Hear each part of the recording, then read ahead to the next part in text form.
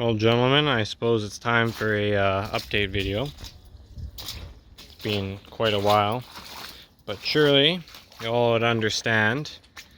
Um, well, recently with coronavirus exams, I should say, and I didn't mention it, but I actually broke my ankle, needed surgery, and God knows what else. Plates, screws, permanent, still in there. But anyways, I figured I'd update y'all on what's going on, even though only like 10 of you are going to watch it. Yeah, it's just the neighbor's dogs, quite irritating. In any case, one of the biggest projects has been these sound absorption panels. I'll end up covering these in a different video, but just know that they're 3-inch thick rock wool comfort board, which is like an outside mineral wool fiber board. It's quite dense and rather effective at absorbing sound.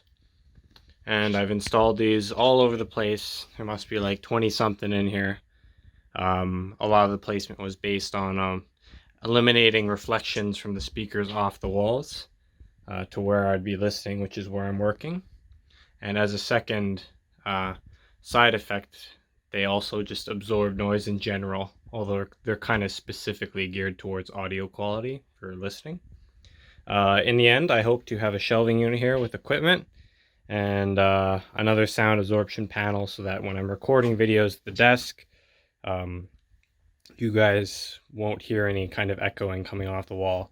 But I'm sure you'll notice that it is already a huge improvement in here over last video. So the audio quality in here is quite bad right now, which is not suitable for a YouTube channel. So we want to improve that so I can improve the quality at which I can record in here. We also managed to pull off full drywall here, everywhere. In particular, these pieces here.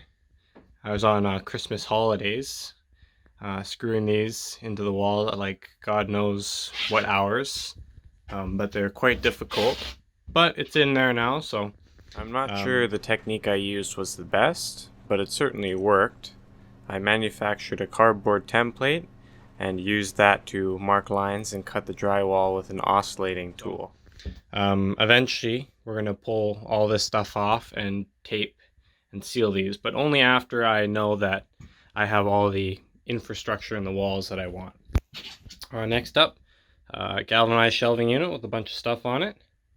It actually gets the job done quite well, considering it only cost 40 Kanakistan kopecks at the local Princess Auto. I brought in my shelving units from my other workshop, and I made this table, which will be the subject of its own video. It's concrete, almost 200 pounds, quite durable. We're not quite finished with these fasteners. I gotta wait for some stainless fasteners to ship in, but I think that'll be quite a while with Corona. Maybe even never.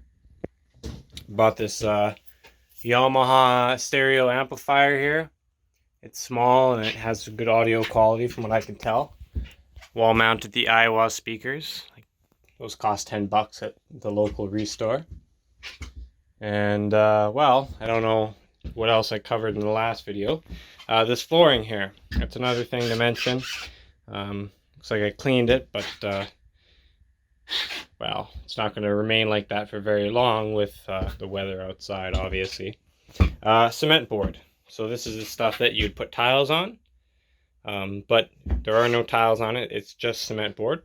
It's screwed in with floor screws, 6-inch on center. There's like 300 something screws in the floor, and I didn't have an impact driver to do that, just a hand drill. So as you can imagine, that was quite painful. And it's layered with a transparent floor, like garage floor epoxy that you normally put on concrete. And it's got, it's rough because it has a silica additive in it, like glass shard additive, to make it provide better traction in the wet. Otherwise it would be a death trap whenever it rained out.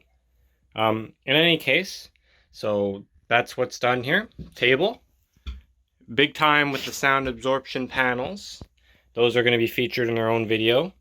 this flooring here. That was a lot of fun to install, but that's in now.